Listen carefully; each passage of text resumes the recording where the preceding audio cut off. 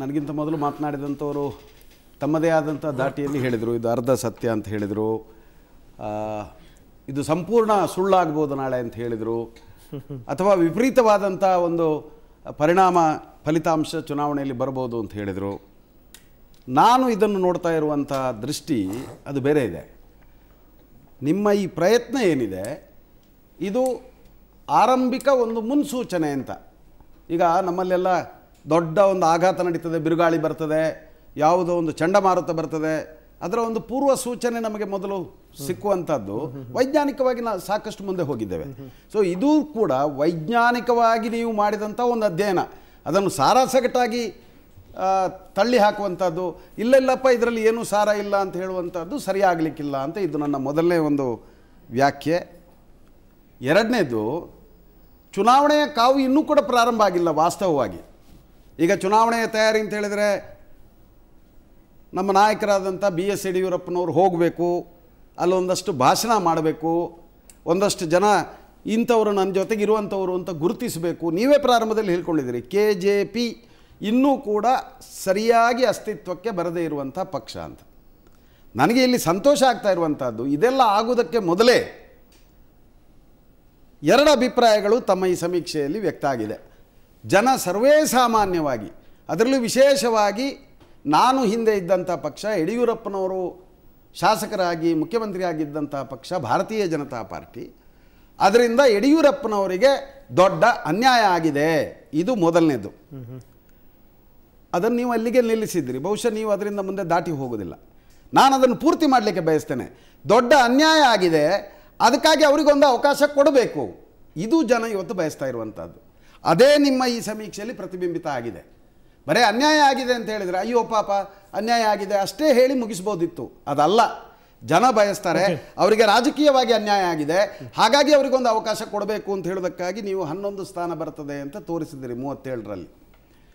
ನಾನು ದೊಡ್ಡ ಒಂದು ಇದಕ್ಕಿಂತ ಭಾರೀ ದೊಡ್ಡ ಸಂಖ್ಯೆಯಲ್ಲಿ ಬರ್ತದೆ ಅಂತ ನಾನು ವಾದ ಮಾಡಲಿಕ್ಕೆ ಈ ಸಂದರ್ಭದಲ್ಲಿ ನಿಮ್ಮ ಮುಂದೆ ಕೂತಿಲ್ಲ.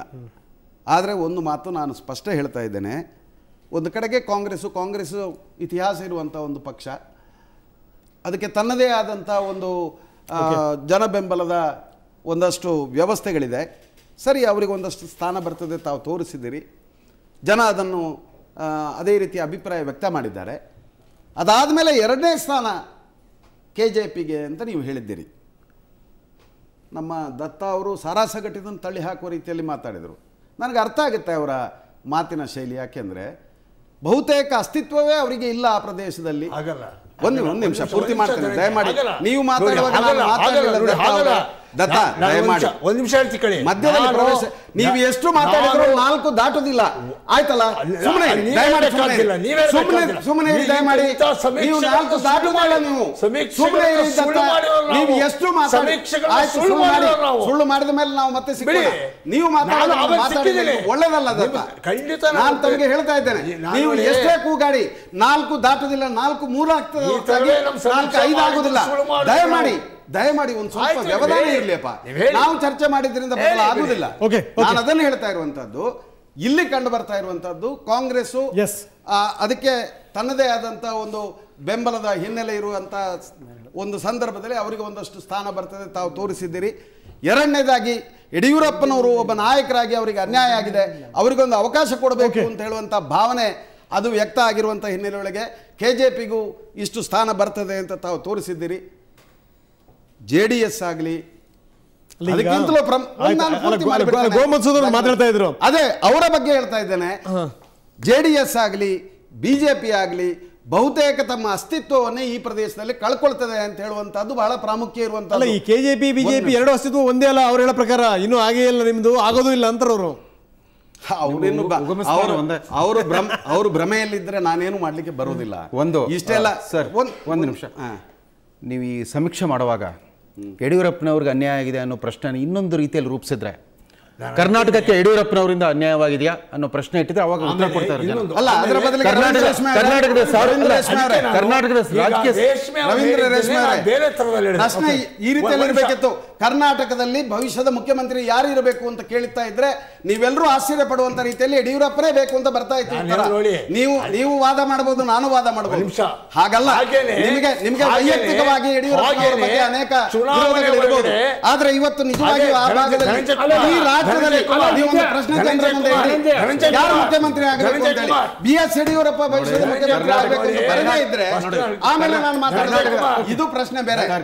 ನೋಡಿ, ಇದು ನಮ್ಮ ಮೂಗಿನ ನೇರಕ್ಕೆ ವಾದ ಮಾಡೋದು ಸುಲಭ ಸ್ವಾಮಿ.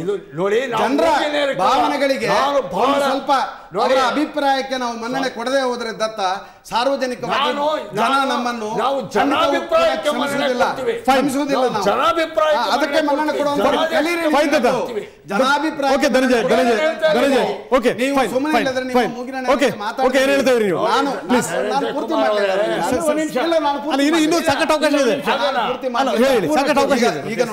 ಸರಿ, ಈ ಅಂಶದ ಮೇಲೆ ಹೈದರಾಬಾದ್ ಕರ್ನಾಟಕ ಅಂತ ಹೇಳುವಂತ ಶಬ್ದಕ್ಕೆ ಸುದರ್ಶನ್ ಅವರು ಒಂದು ಆಕ್ಷೇಪ ಅಲ್ಲ, ನಾನು ಅದನ್ನೊಂದು ಪೂರ್ತಿ ಮಾಡಿ ಬಿಡ್ತೇನೆ. ಹೇಳಿಲ್ಲ, ಸಲಹೆ ರೂಪದಲ್ಲಿ ಹೇಳಿಲ್ಲ. ಹೌದು, ಸರಿ.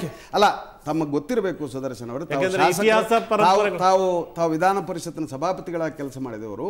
ಕರ್ನಾಟಕ ರಾಜ್ಯ ಸರ್ಕಾರದ ಅಧಿಕೃತವಾದಂತಹ ಹೈದರಾಬಾದ್ ಕರ್ನಾಟಕ ಪ್ರದೇಶ ಅಭಿವೃದ್ಧಿ ಮಂಡಳಿ ಅಂತ ಒಂದು ಮಂಡಳಿ ಇದೆ. ಹಾಗಾಗಿ ಹೈದರಾಬಾದ್ ಕರ್ನಾಟಕ ಅಂತ ಕರೆದ ತಕ್ಷಣ ಏನೋ ಒಂದು ಬೇರೆ ದೃಷ್ಟಿಯಿಂದ ನೋಡ್ತೇವೆ ಅಂತ ಹೇಳುವಂಥದ್ದಲ್ಲ. ಅಪರಾಧ ಅಲ್ಲ ಬಿಡಿ. ಅಲ್ಲ ಇಲ್ಲ, ನಾನು ಈಗ ಅಲ್ಲಿ ಇನ್ನೊಂದು ಬಹಳ ಪ್ರಾಮುಖ್ಯ, ಇವರು ಯಾರೂ ಮಾತಾಡಲಿಲ್ಲ. ಎಷ್ಟು ಸೀಟು ನಾವು ಏನು ಅದನ್ನೇ ಮಾತಾಡಿದ್ದೇವೆ. ನನಗೆ ಅನಿಸ್ತಾ ಇರುವಂಥದ್ದು, ನಾವೆಲ್ಲರೂ ಒಟ್ಟಿಗೆ ಸೇರಿ ಈ ಒಂದು ಪ್ರದೇಶದ ಅಭಿವೃದ್ಧಿಗೆ ಏನು ಗಮನ ಹರಿಸಿದ್ದು ಇವತ್ತು ಕಡಿಮೆ ಆಗಿದೆ, ಅದರ ಕಡೆಗೆ ಬಹುಶಃ ನಾವು ವಿಶೇಷ ಗಮನ ಕೊಡಬೇಕು ಅಂತ ಹೇಳುವಂತದ್ದು ಇದು ಬಹಳ ಪ್ರಾಮುಖ್ಯ. ಅದರ ಕಡೆಗೆ ಬಹುಶಃ ಜನ ಬಯಸ್ತಾ ಇದ್ದಾರೆ. ನಾನು ಹೇಳೋದಲ್ಲ, ಆ ಭಾಗದ ಜನ ಇದನ್ನು ಬಯಸ್ತಾರೆ. ಯಾಕೆ ನಿಮಗೆ ಸರಿಯಾದ ಸ್ಥಾನ ಅಲ್ಲಿ ಸಿಗ್ತಾ ಇಲ್ಲ ಅಂದ್ರೆ ಇದಕ್ಕಾಗಿ ನಿಮ್ಮ ಈ ಮಾನಸಿಕ ಸ್ಥಿತಿಯೇ ಅದನ್ನು ತೋರಿಸ್ತದೆ. ಅಲ್ಲಿ ಹಿಂದುಳಿದಿವಿಕೆ ಇದೆ, ಅದರ ಬಗ್ಗೆ ನಮ್ಮ ಗಮನ ಇರಲಿ. ಸೇವೆ ಮಾಡುವ ನಾನು ಪ್ರಚಾರ ಸಭೆ ಹೇಳ್ತಾ ಇಲ್ಲ. ಜನ ಯಾಕೆ ಆ ತರ ಯೋಚನೆ ಮಾಡ್ತಾರೆ, ಯಾಕೆ ಮಾಡ್ತಾರೆ? ಧನಂಜಯ್, ನಾನೇನ್ ಹೇಳ್ತೇನೆ ದಯಮಾಡಿ, ಒಬ್ಬೊಬ್ಬರೇ ಮಾತಾಡ್ಕೊಂಡು ಹೋಗ್ತಾ ಇದ್ರೆ ಡಿಬೇಟ್ ಆಗೋದಿಲ್ಲ. ನಮ್ಗೆ ಇಷ್ಟ ಆಗುತ್ತೋ ಇಷ್ಟ ಆಗುತ್ತೆ. ಒಂದ್ ನಿಮಿಷ,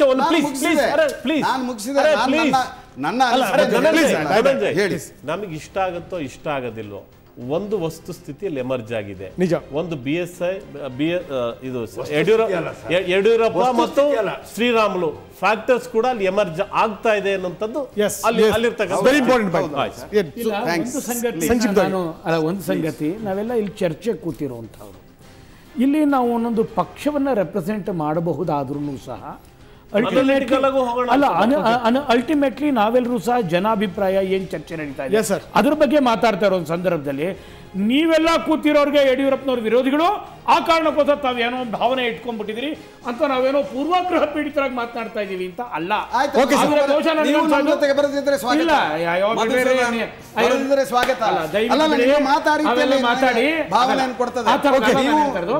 ಆದ್ರೆ ನಮಗೆ ಡಿಸೆಂಬರ್ 9 ಆದ್ಮೇಲೆ ಮಧುಸೂದನ್ ನೀವಲ್ಲ ನೋಡ್ತಾ ಇರಿ.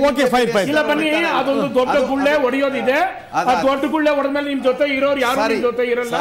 ಕೊನೆಗೆ ನೀವು ಒಂಟಿ ನಿಂತ್ಕೋತೀರಿ ಅನ್ನುವಂಥದ್ದು ನಿಮ್ಗೂ ಗೊತ್ತಿರಬೇಕಾದಂತ ಸಂಗತಿ.